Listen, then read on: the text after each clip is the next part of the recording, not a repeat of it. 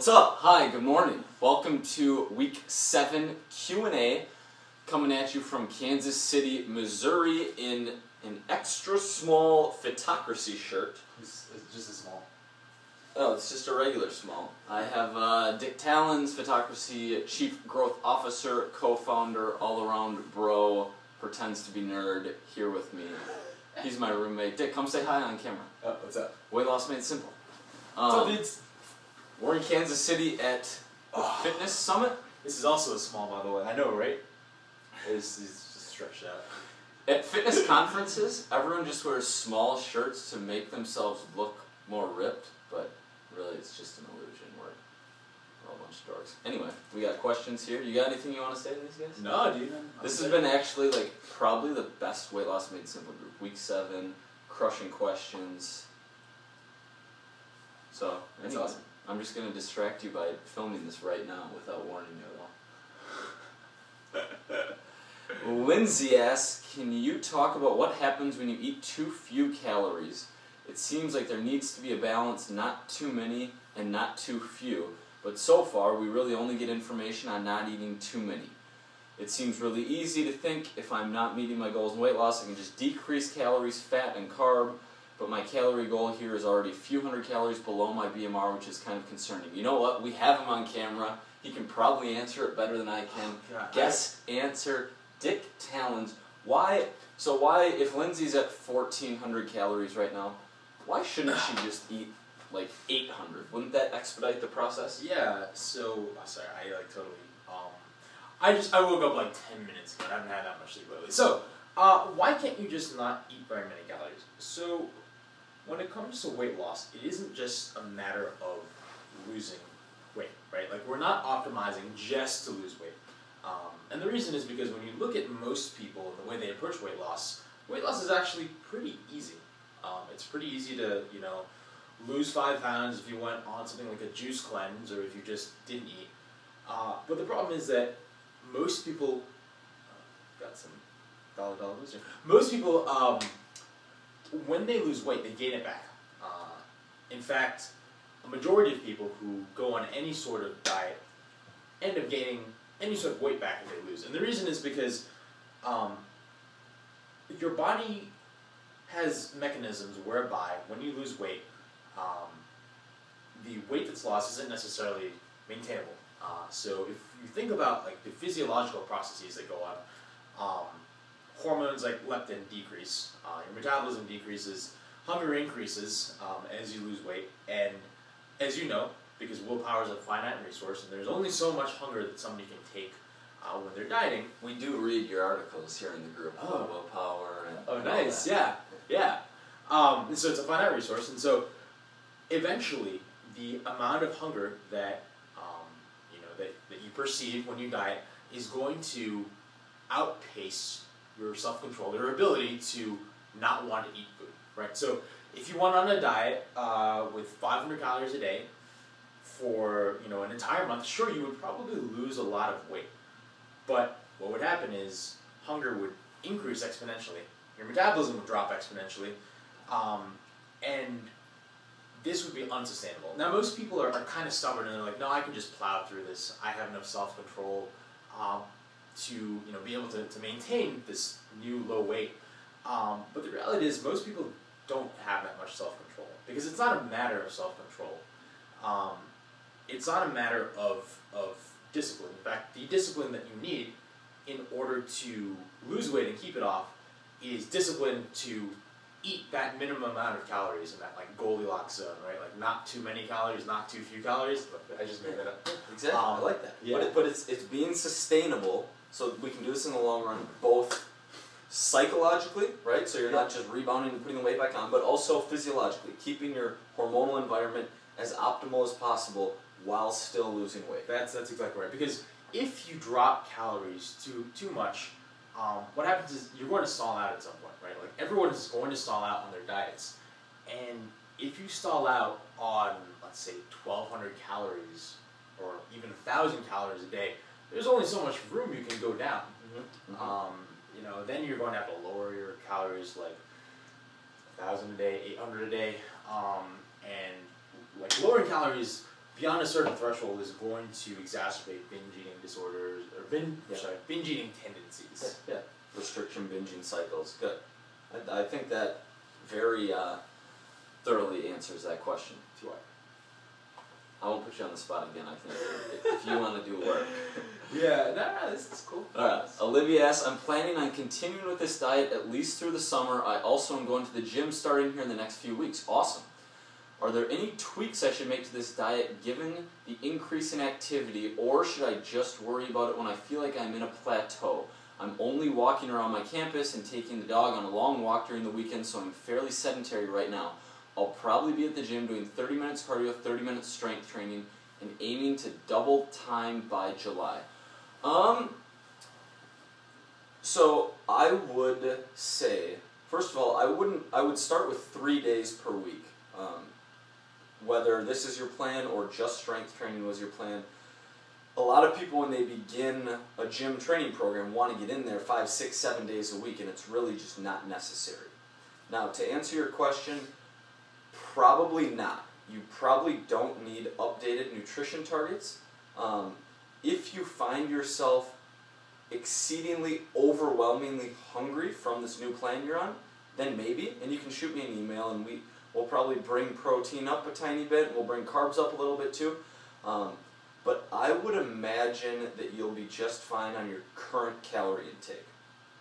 And I'm pretty sure Dick's going to ask you why you want to do these 30 minutes of cardio. No, I mean, if you like running, then go for it. If you enjoy running, do it.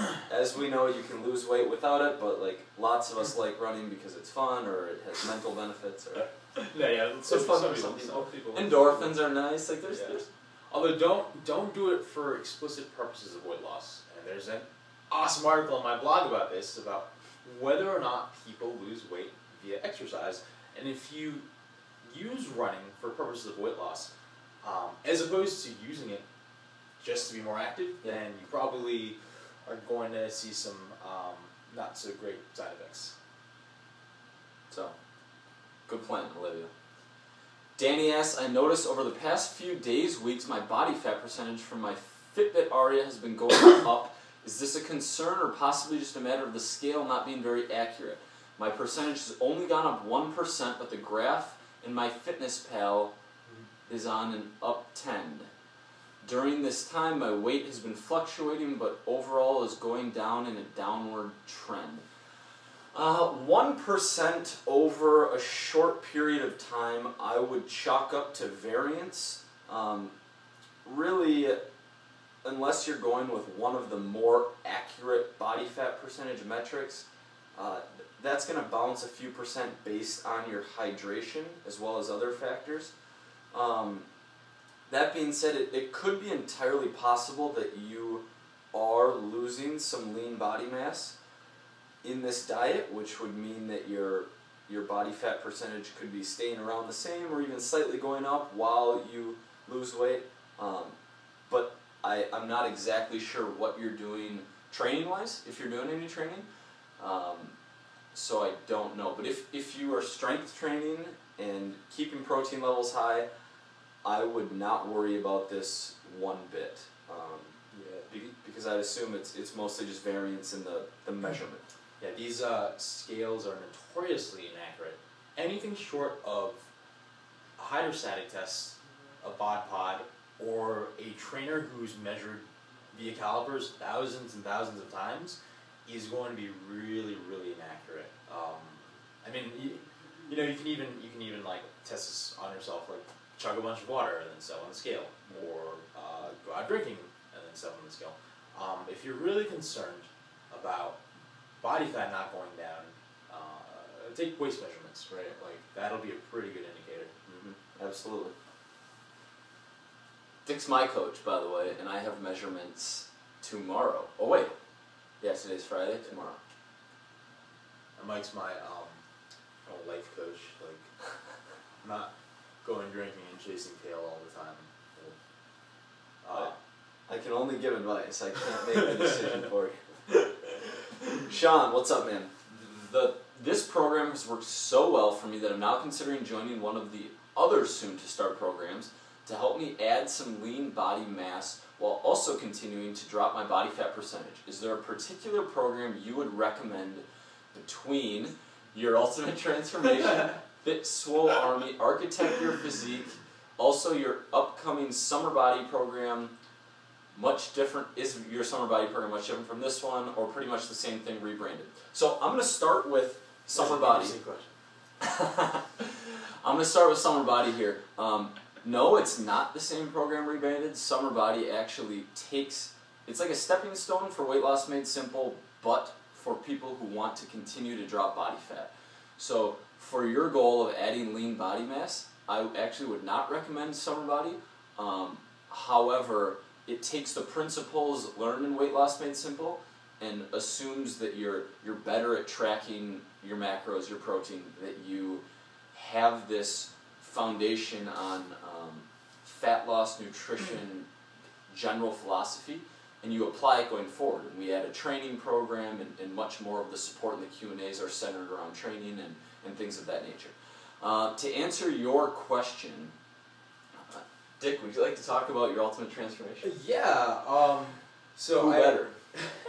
Yeah. So your Ultimate Transformation is essentially what you described, right? It's a group that optimizes, or it's a program that optimizes loss in body fat. But if you are extremely meticulous about your diet and you have a good coach who really monitors your progress, then it's possible to put on lean mass while you drop body fat, although it's extremely difficult for most people with most programs. But most people who go through my programs end up putting on lean mass, and that's because I spend a lot of time in detail. To be fair, my group is considerably more expensive than Fit Swole Army and Architect Your Physique, because I train people almost the level of detail that people do with one-on-one coaching. But yeah, check out my group. I can't say much about Fit Swole Army, but you really can't go wrong in this current lineup. Yeah. Like, these guys are both awesome. Matt kills it. Very active in the community. Like, cares a lot about people and clients, and Chase's group. I've seen some awesome testimonials and before and afters from those guys as well. So I think you're good with any of these. Yeah. It really depends on the level of involvement you want from your coach too, because like Dick was saying, he really does spend a lot of time with each person, individualizing everything. So if that's something that you'd benefit from, absolutely. Anything else on those groups? No, dude. Sean, the video happening tonight? No, because I was picking this guy up from the airport, so it's Friday morning video edition. There's a funny story behind that, but we won't get into that. It involves an incorrectly booked flight, trying to seduce a woman to pick us up from the airport.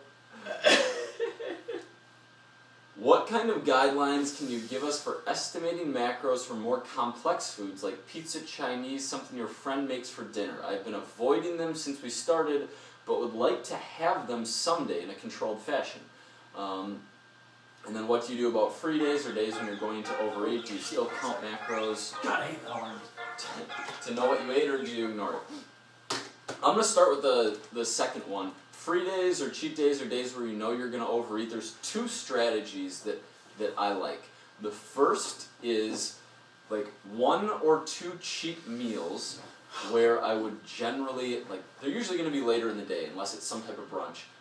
And I would generally keep protein high during the day, keep carbs and fat a bit lower, and then enjoy whatever the event is and eat whatever that entails, whether it's desserts or like drinking or anything.